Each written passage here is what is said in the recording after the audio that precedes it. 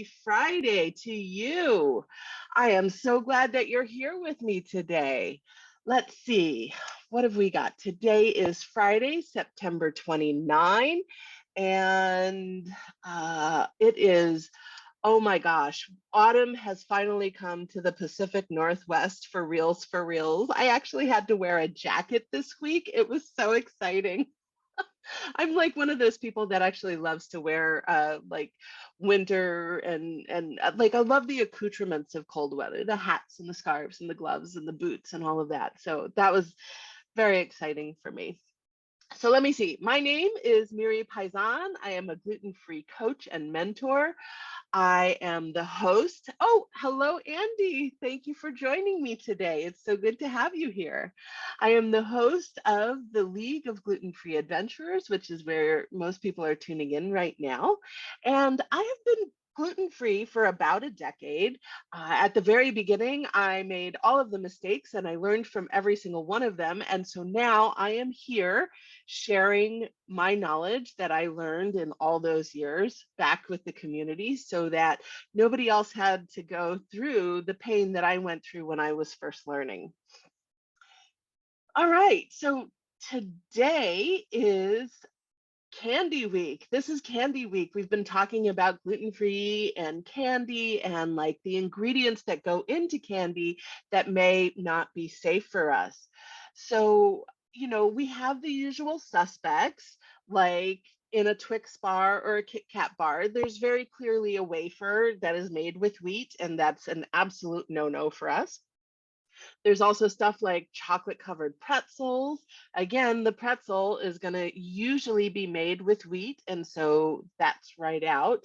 And even stuff that's like maybe s'mores flavored or cheesecake flavored, something like that, they're going to put graham crackers in there usually. And most graham crackers are made with wheat. Graham flour is actually wheat flour.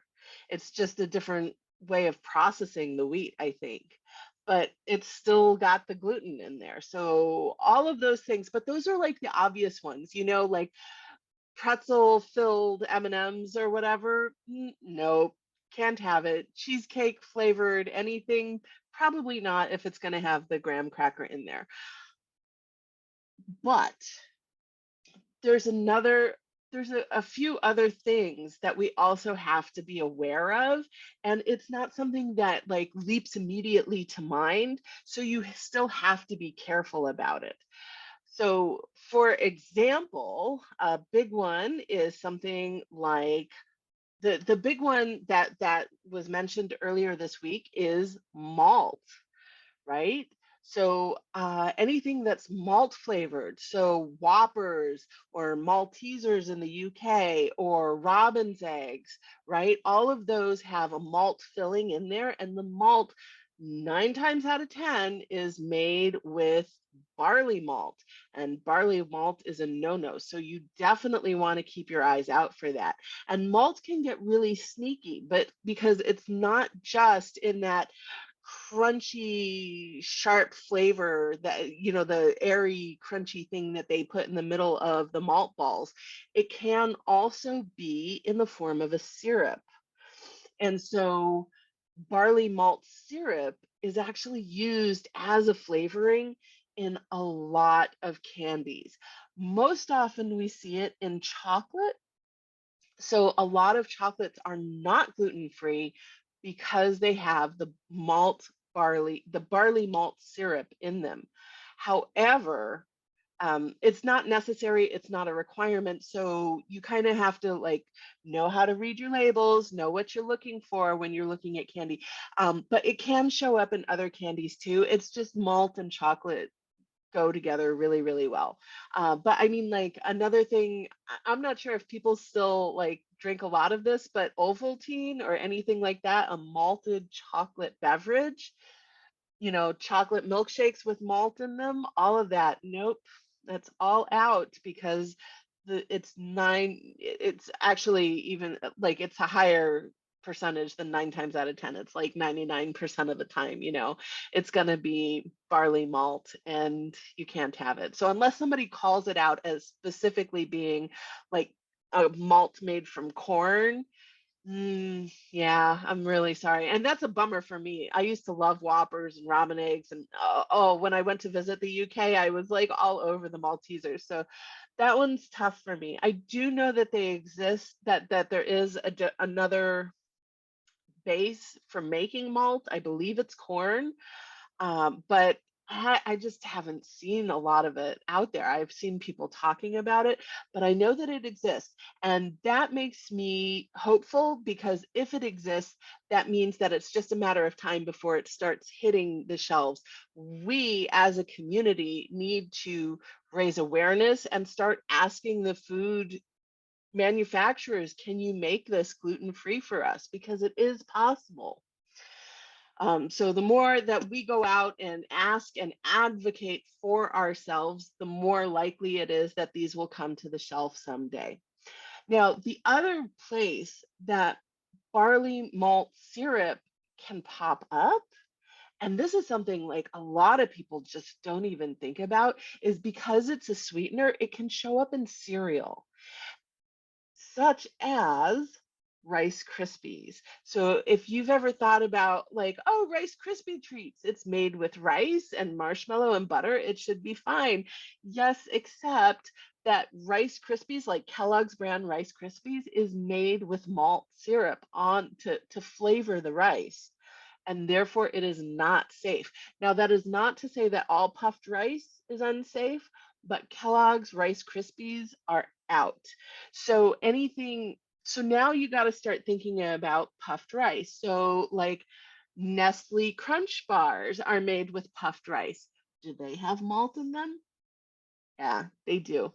But there are other companies that do make puffed rice candies that are safe. So again, just be aware, read your labels, be very careful. And as we're heading into October, it's oh my gosh, at least in the US, it is candy season. There's candy everywhere, and there's the big bags everywhere, and people are doing trick or treating events, especially as we get later into the month. And so you're going to want to be aware of things like which candies are just gluten free all the time, Tootsie Rolls, Smarties, Skittles, and which ones are going to be gluten free in the regular size, but not necessarily in the fun size. I do know that M&Ms for a long time, like their regular M&Ms, gluten free, like plain milk chocolate M&Ms, right? Gluten free, you can have them. I can't have them because I can't have the dairy, and I don't think I can even have the dark chocolate ones either. Um, but they have like puffed rice ones, can't have those. But the minis, which you would think it's like, oh, well, mini M&Ms, it's the same as regular M&Ms. For a long time, they were not gluten free. So the minis were not safe, but the plain regular M&Ms were. So you need to be aware that different sizes may have of the same candy may not be safe. And you also need to be aware that, especially during holiday seasons, candy manufacturers in particular will contract out to extra factories to like pick up the extra load because they're making more than the rest of the year. So anytime you're finding the seasonal shapes, for example, the pumpkin shaped Reese's cups, right?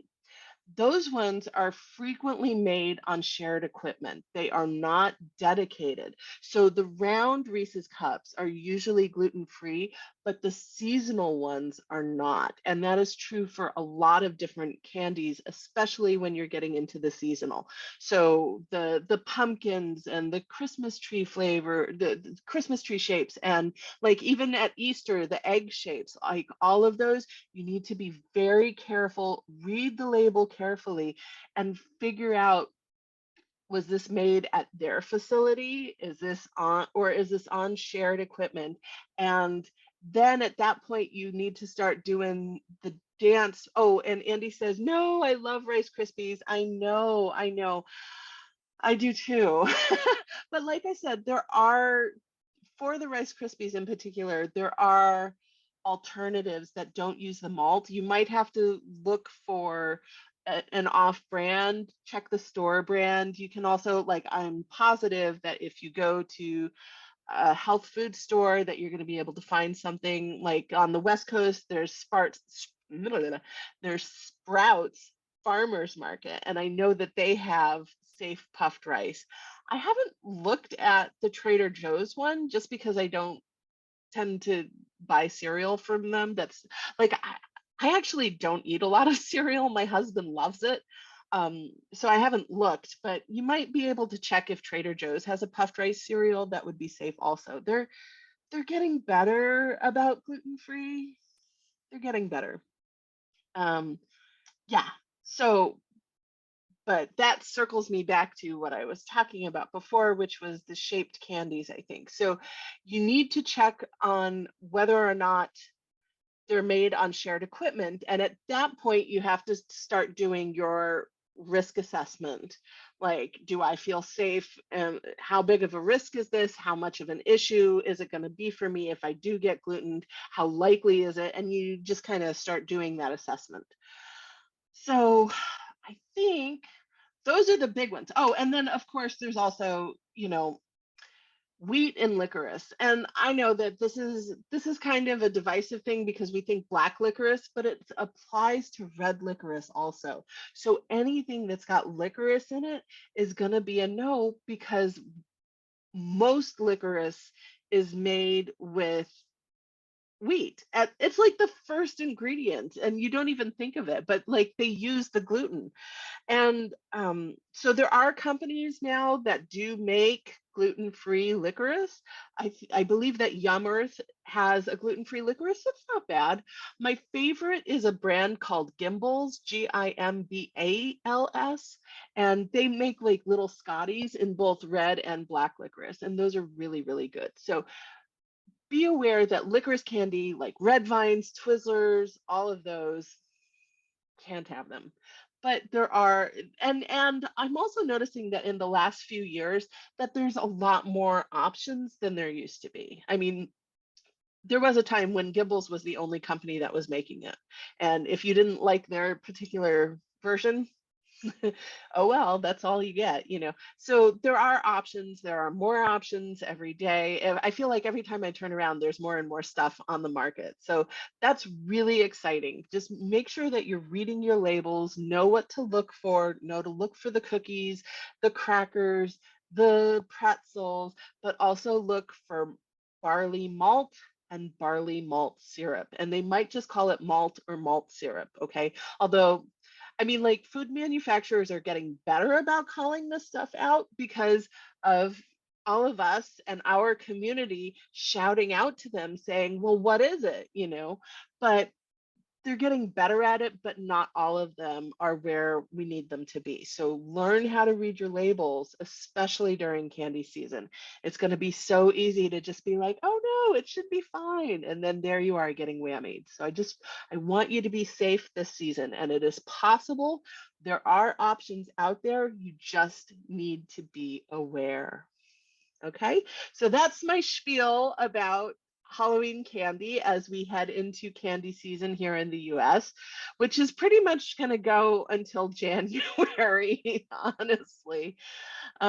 Because right after Halloween, we kind of start the Christmas stuff steps into high gear.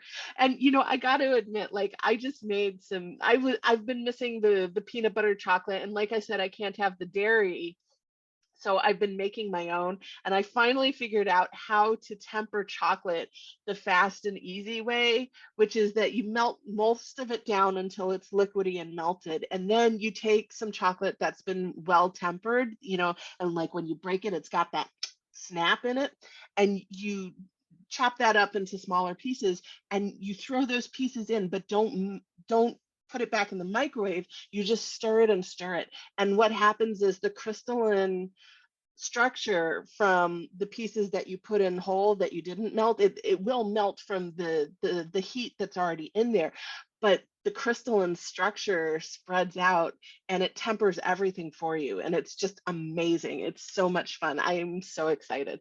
If you haven't seen it, I've posted on my personal Facebook, about how I finally figured out how to temper chocolate. And I was like, oh, it's so shiny and pretty. I'm so excited. So, anyway, it doesn't look like we have any questions about candy, so I'm going to slide on over to our next segment, which is the Q&A segment. Crystal asked me how to make things not dry. And that's a great question. What is tempering, Andy? Oh, tempering is so not to get too like this is going to be really easy to kind of slide into like heavy chemistry talk, but it turns out that inside chocolate there's 4 different crystal shapes that the chocolate can take, and each one melts at a different temperature. So if you but there's one that if you're able to get that crystalline structure to be the majority of the structures within the chocolate molecules, like the chocolate gets really shiny and pretty. It's got this gorgeous gloss on it. And also when you break it, it snaps. It's not like it doesn't fold or bend. It just goes crack when you snap it. And like when you snap a candy bar and it's got that crack to it, that is well tempered. If it's been melted and then comes back, it's going to be like all mushy and it might not be pretty anymore. That chocolate has lost its temper. So, like just figuring out how to make it look like the professionals do, it was very exciting for me. It doesn't change the flavor, it doesn't change anything. It's just the visual appeal and the auditory appeal, but it looks so much nicer. So I invite you to go take a look at my Facebook page, and you can see what I'm talking about. I just posted it recently. So Crystal wanted to know how to make things not taste dry. And wow, that's a big question. But Crystal, I'm going to assume that what you're asking about is baking in particular, right? And so it's actually going to be the first thing that you need to understand is that baking, even more so than cooking or candy making, baking is chemistry. No, I'm going to say candy making is right there up there. They're pretty much line for line. It's chemistry. It's about understanding how the molecules work. And when we follow a recipe, that is how, like it's the amounts of the ingredients, and it's the process that you go through, because the order of operations actually matters in a recipe, right? You don't want to add the flour before you've creamed the butter and sugar or whatever it is. Like it will change how the recipe comes out. So you have to be very careful with baking. And as soon as you change any ingredient in baking, you are changing the chemistry. And gluten is like a major player in wheat-based baking, right? So by removing the gluten, we are significantly changing the chemistry of whatever we're making. As such, the hydration is going to change, the density and the structure and the taste and the crumb, all of that is going to change just by swapping out one ingredient. And then if you're like me and you have to swap out multiple ingredients, you're changing the chemistry even more. So one of the best things that I can suggest for you, not knowing your situation, is to start with recipes that are designed to be gluten-free, okay? Because that will take into account the hydration, the timing, and it'll take into account the differences in chemistry. So a lot of times we buy that one-to-one gluten-free flour off of the grocery shelf and we're like, great, I'll just replace it 1-to-1. That's what the package says. And it's like, you can, but it needs to be tweaked a little bit. You might need more liquid, you might need less liquid, you might need more or less time baking. And so you got to pay attention to all of those things. So number one, use the gluten-free recipes. You can tweak it to your taste after you've tried it to make sure that it works. And once you've been baking for a while, you need to keep an eye on hydration. Also, you don't want to overbake, which means that you could be cooking for too long or your oven could be off. And temperature matters more for gluten-free baking than it does for wheat-based baking. That's one of the reasons why people started baking with wheat in the first place, right? Was because it was very forgiving. But without that, we're going to have to be a lot more precise. You also want to make sure that you are measuring your ingredients a lot more precisely, like whether you scoop the flour and then clear it off the top, or whether you like fluff the flour into the cup. That can make a huge difference to your recipe. So what a lot of gluten-free bakers do now is we measure by weight, because 200 grams is always going to be 200 grams. But a cup might be 200 grams, or it might be 150 grams, or it might be 250 grams. So there's a different amount of flour in there depending on how much air is in there. But 200 grams is always going to be 200 grams. So if you don't have uh, uh, sorry, you need a kitchen scale, and you can swap between pounds and ounces on every kitchen scale I've ever seen, and it's going to be an easy swap. And you need an oven thermometer. If you don't have one, you should be checking for hot spots, and you should be checking to make sure that your oven is up to temperature. Let me tell you something that I learned the hard way. When you preheat your oven and it says you're now at 350 degrees, right? And the little bell dings or the beeper beeps or whatever, I used to think like it had something inside the oven measuring the temperature, and it's like, ding, we're at 350. No, it's a timer. That's all it is. It sets a timer and it's like, it's going to take this long. But as your oven gets older and things shift and change, it might take longer. And your internal sensor for the oven, because it does have one to hit temperature, it's just not related to the preheating. That's a whole different thing. So you need to make sure that your oven is the correct temperature, that it's not 5 degrees too high or 10 degrees too low. And you need to make sure that it's actually preheated correctly, because again, this will affect the chemistry of what you're making. So